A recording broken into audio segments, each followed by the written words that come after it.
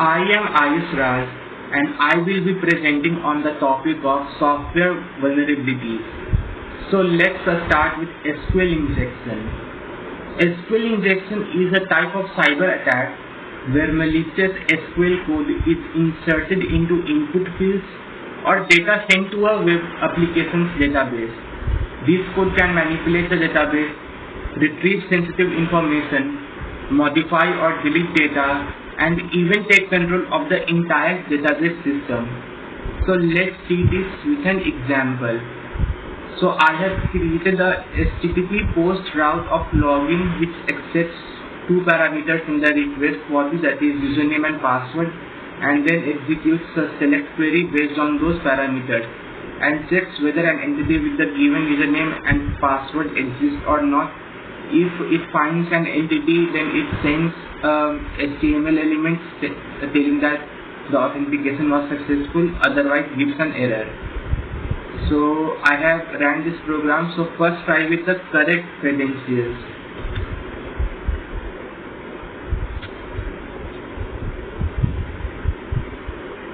So when I give there is some error. Let's run this program one more time.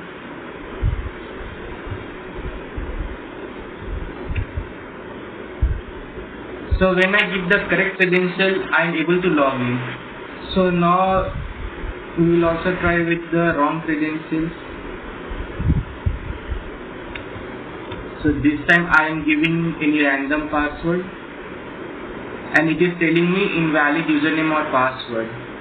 So at this point, what an attacker can do is that it can provide a password using something like this. So if I give this password, I am able to log in. So why this is happening?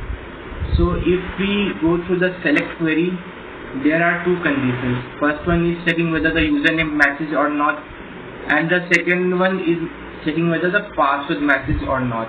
And the operator used is AND operator. So when both the conditions will become true, then only it will return an entity. But what I am adding is I am adding another condition with an OR operator. So whether the password matches or not, this comparison becomes useless. So it will return me an entity with the given username, whether or not the password matches.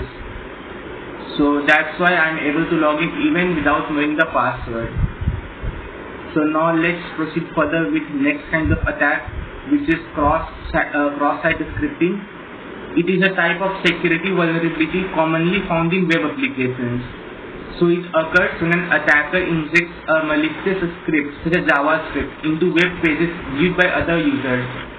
These scripts can be used to steal sensitive information, modify the appearance of the web page, redirect users to malicious websites, or perform other malicious actions.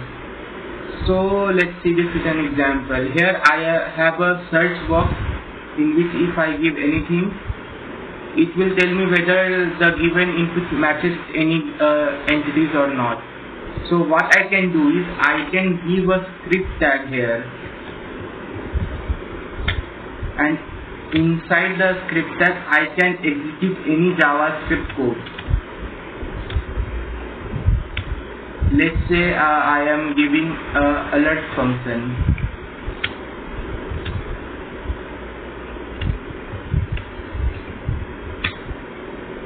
So what I am giving is I have created the script tag, and inside the script tag I have given an alert function here. So when I will run this, the function will be executed, as you can see here. So what an attacker can do is it can console log the cookie, or it can redirect the user to any other malicious website. Cross-site scripting can be performed in many other ways, which we will see in the next example. In this example, I have a blogging website in which if I will give any input, you will just add a post like this. So now, as an attacker, I will first see whether my input is getting sanitized or not. So for that, I will give an div element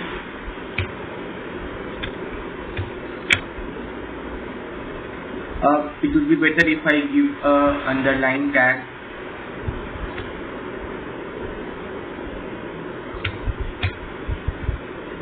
So here I can see my the hello is getting underlined.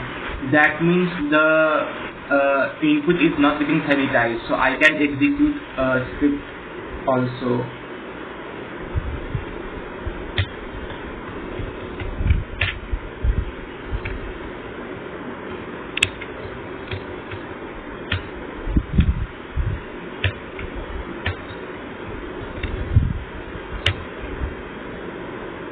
But we can see here neither that whole input is getting printed, neither the script is getting executed.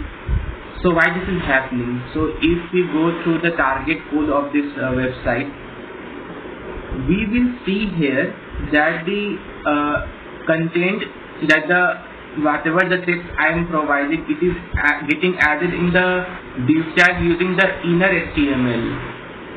So what it is doing, it is first removing the old content of the div tag and adding the new content. So this is the reason why my script tag was not getting executed. But this is not the only way to perform cross-site scripting. Let's say if I do something like this, I am giving a div tag which we have seen earlier that it is not getting sanitized. And in this div tag, I am adding an on mouse over function which will run my script. So if I add this, and if I hover, when I hover over this, I am getting my code executed. So this is another, as I can see, whenever I am hovering over, the alert is popping up. So this is another way through which cross-site scripting can be performed. So now let's proceed further with the next kind of attack.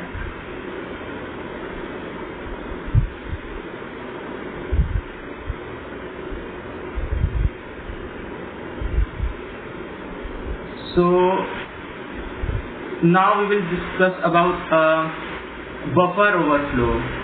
So a buffer overflow attack occurs when a program writes more data to a buffer than it can hold, leading to override of adjacent memory locations. This can cause unpredictable behavior, including crashing the program, executing malicious code injected into the buffer, or gaining unauthorized access to the system.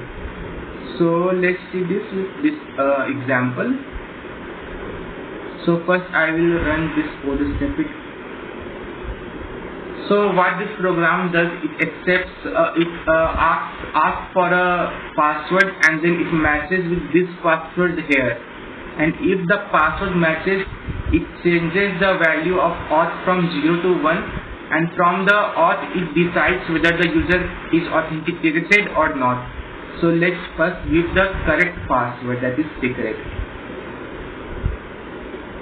So when I give the correct password, it is showing authenticated.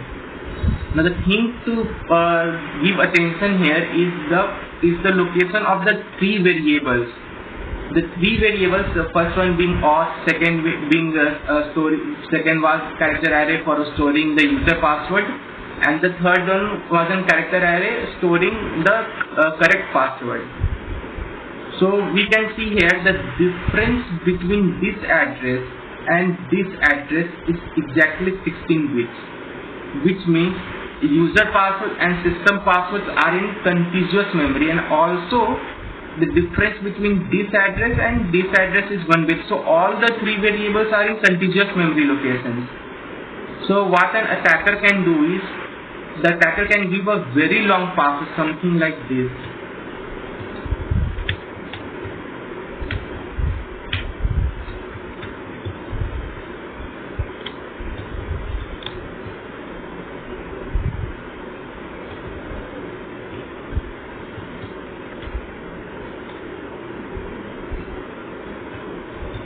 So if I am giving a very long password, it is telling authenticated. So why this is happening? So what is happening is the character array for storing the user password, which is taking input from the user, is only of 16 bits, and I am giving an input which is much longer than the 16 bits. So it is overflowing. It is overflowing to the adjacent memory location. So the content of system password auth variable is getting overwritten, and now since the auth variable is not 0, it is getting overwritten by the password I am providing. The user is getting authenticated due to this if check. So this is cross-site scripting. So let's proceed further with format string attack. So in format string attack, what happens in this is the attacker may use format specifiers such as %x, %s, %n, etc. to manipulate the program's memory or leak sensitive information. So a format string attack is a type of security vulnerability that occurs when a program uses user-provided input as the format string parameter in the formatted output function like printf. If an attacker can control the format string, they can exploit this vulnerability to read or write arbitrary memory locations, execute arbitrary code, or crash the program. As long as user input is guaranteed to contain no format specifiers, this is fine. But if that value is controlled by the user, an attacker can exploit format string syntax to trigger a variety of dangerous behavior. So let's see this in an example. So the first one is a safe way to write printf, and the second one is a vulnerable way. Because in the first way I am specifying the format specifier. So if I run this program,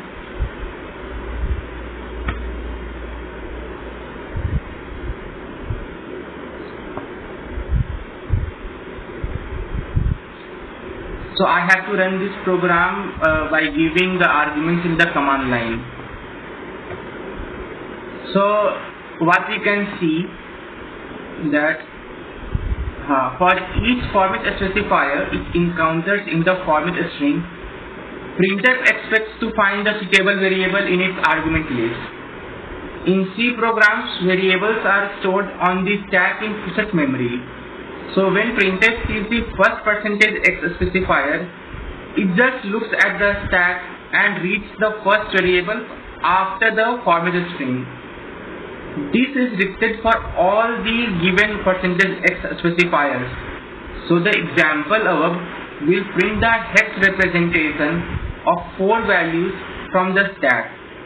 Depending on the program and the execution context, these could include function return addresses, variable values, pointer memory addresses like in this case, or function parameters, or even user supplied data.